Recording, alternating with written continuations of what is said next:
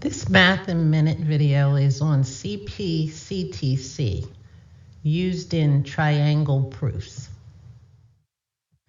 So the acronym CPCTC stands for Corresponding Parts of Congruent Triangles are Congruent. What that means is if you have two triangles and you find that they are congruent, then you will know that the corresponding line segments and angles are also congruent. So the first thing you have to do is prove that the triangles are congruent.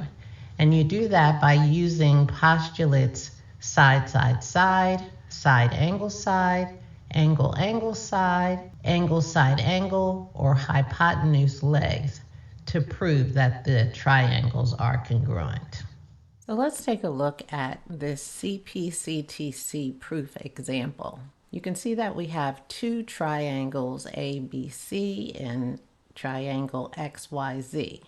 And they want us to prove that angle A is congruent to angle X. We are given three statements that line segments AB is congruent to line segment XY.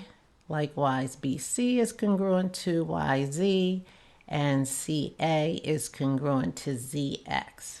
So those statements are given. So we can put that in our two-column proof. And the reason is they're given.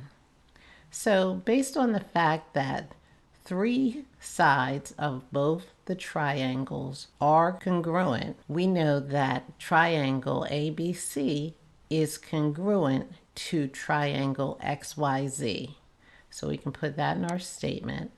And we've used the side, side, side congruency postulate. So now that we know that our two triangles are congruent, the corresponding parts are congruent. So we can say angle A is congruent to angle X by reason of CPCTC,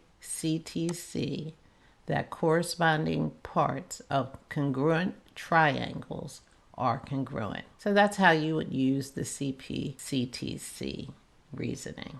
So I hope the video was helpful. I would appreciate if you would subscribe to the channel and hit the like button and share.